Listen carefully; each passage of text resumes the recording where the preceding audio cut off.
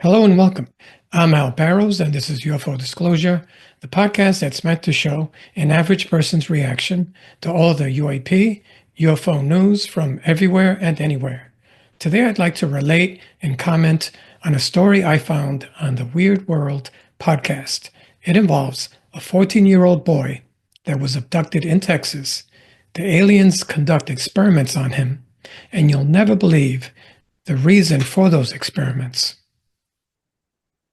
So in 1998, young John Pullman's life took an extraordinary turn. He was living in San Antonio, Texas, and he was 5 years old at the time. And he was preparing for his first day of school when he encountered something that would change his life forever. At 5 a.m., John was awakened by a strange sound, a loud humming noise coming from outside his window. Curiosity overcame his initial fear, and he approached the window to investigate. What he saw defied explanation. A massive silver UFO hovering just outside, so large that it completely filled his field of vision. The craft's metallic surface gleamed like polished aluminum, adorned with white lights on its upper surface and light blue lights underneath. Terrified by the sight, John slammed his blinds shut and screamed for his father. When his dad rushed in, John frantically explained what he had seen. His father was skeptical and unconcerned. He opened the blinds only to find nothing there. The mysterious craft had vanished without a trace.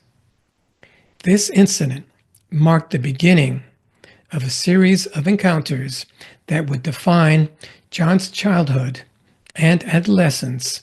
Night after night, he would experience vivid interactions with extraterrestrials. Initially, these encounters were marked by fear and confusion. The aliens would simply stare at John, their intentions unclear, and their attempts at a communication incomprehensible.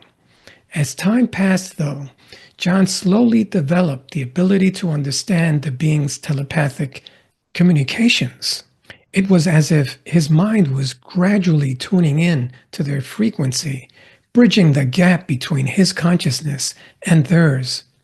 The appearance of these extraterrestrial visitors was unlike John had ever seen. They had slim faces and bright green skin with incredibly thin bodies featuring long arms and legs. Curiously, they wore no clothing and lacked any visible genitalia or sex characteristics. Their faces, while vaguely humanoid, were dominated by large eyes, and they appeared to have no visible ears. So pretty much, if I may interject here, he's describing the typical gray. One of the most striking features of these beings was the texture of the skin. Now here, I think, is something that I haven't heard too often. He actually describes touching their skin, which very few abductees have been able to do. And he describes the skin as being soft, believe it or not. So John described it as extremely soft, almost silk-like to the touch. Despite their organic appearance, they did emit a slight metallic odor, a scent that became inextricably linked to those nocturnal encounters. So he smells a metallic odor. I've heard of the grays giving off a sulfuric odor. Could he be mistaking the two? Well, be that as it may, the nature of these visitations often followed a similar pattern. John would find himself paralyzed, unable to call for help or alert his parents. The beings would then transport him to what he assumed was their spacecraft. There, they would place him on an examination table, studying him intently with their large eyes. And despite the invasive nature of these examinations, John never felt that the aliens intended to harm him. Okay, so unlike a lot of abductees, he doesn't seem to fear them. He doesn't see them as being malevolent. So he never felt that the aliens intended to harm him. Their actions seemed driven by scientific curiosity rather than any form of malice. As John entered his early teens, a significant shift occurred in the nature of these encounters.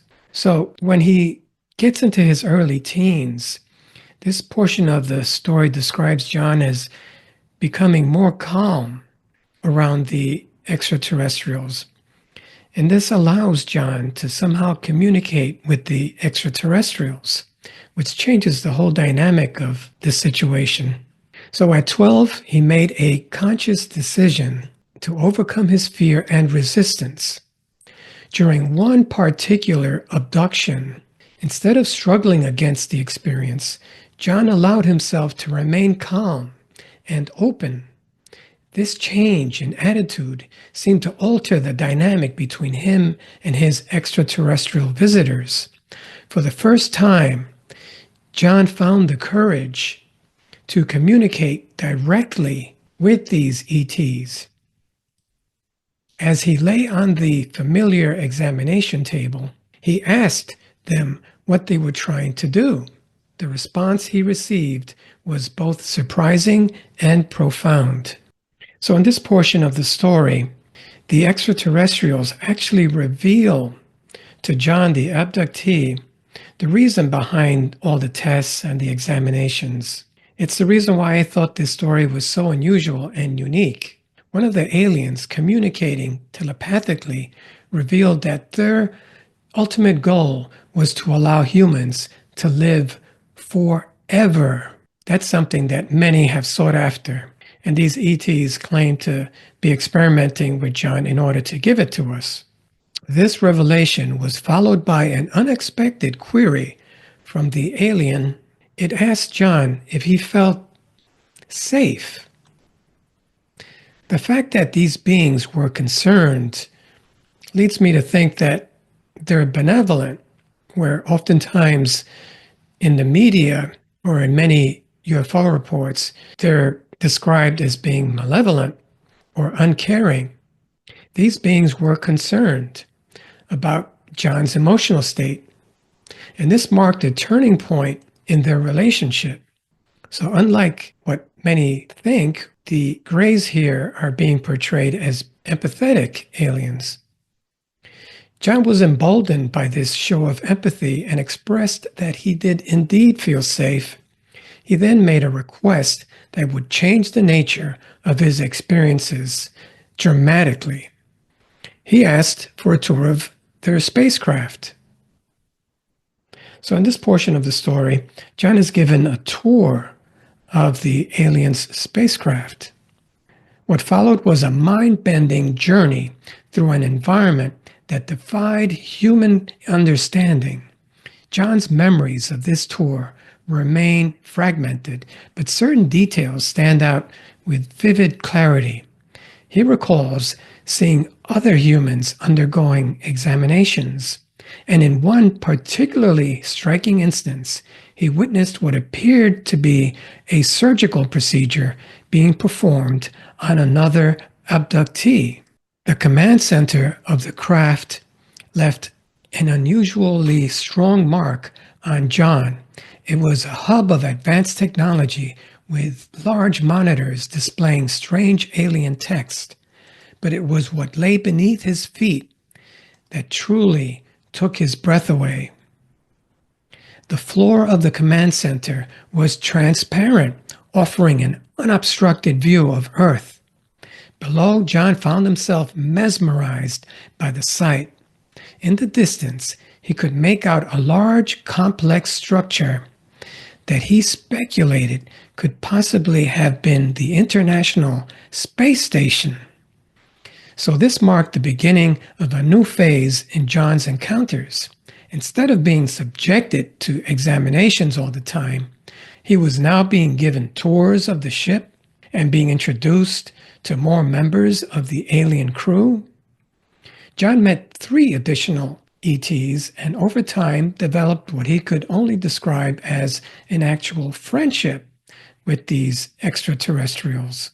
They actually start taking him on trips to other planets. John's comfort with the aliens grew, and so did the scope of his experiences. The beings began taking him on extraordinary journeys beyond Earth.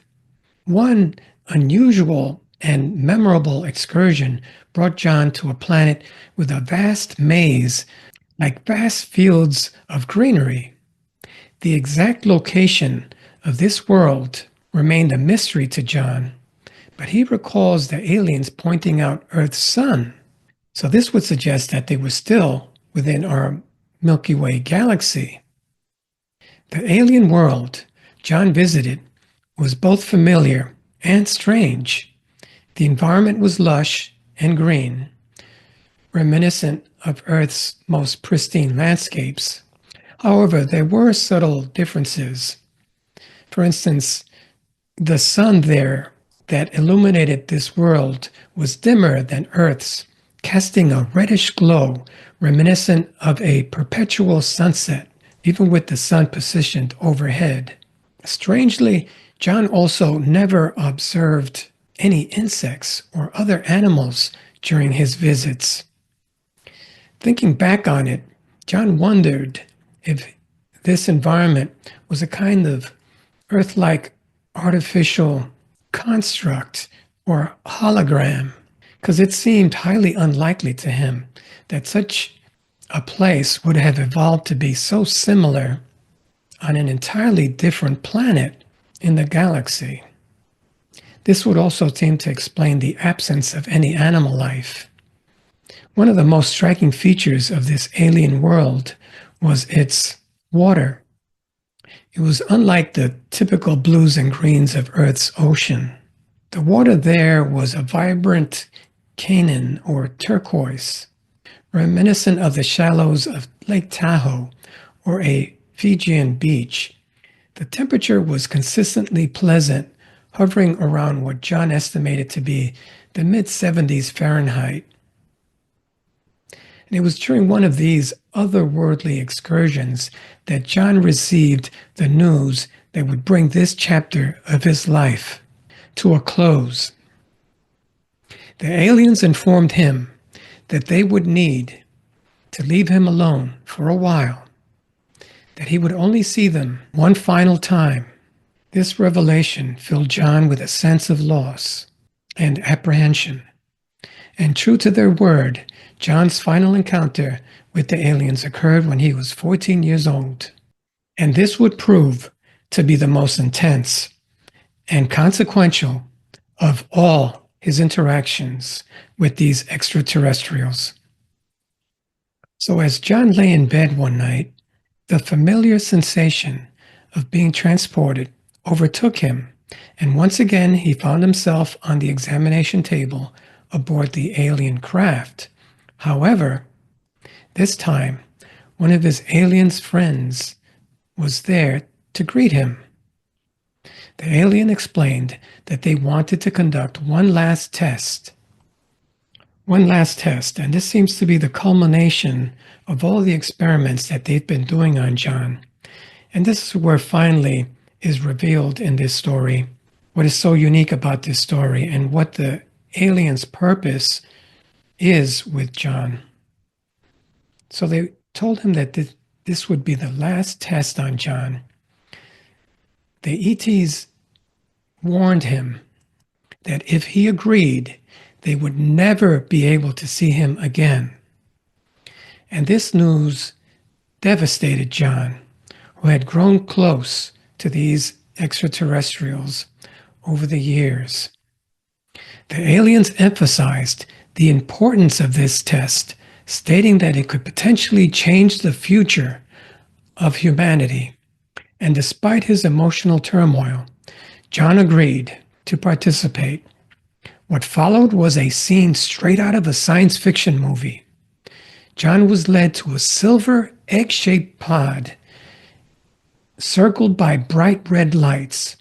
Inside the pod was a chair with sharp drill-like instruments that hung ominously from the ceiling. As fear began to creep in, he asked for his friend, and two of John's alien friends appeared. Again, this narrative shows that these ETs are empathetic and they're kind, not malevolent as they are often portrayed. So his alien friends appeared to comfort him. One held his hand while the other transmitted soothing thoughts telepathically. And an unfamiliar alien then approached, holding what appeared to be a large medical syringe filled with bright neon green fluid. John, understandably apprehensive, asked if the procedure would be painful. The aliens, in a show of honesty, confirmed that it would indeed hurt, but reminded him of the importance of his contribution to their research. Summoning his courage, John nodded his head. The needle pierced his left arm, injecting the mysterious green fluid. The pain was intense, bringing tears to John's eyes. But as quickly as it had begun, the pain subsided, replaced by a strange tingling sensation. It was then that the alien revealed the true nature of their experiment.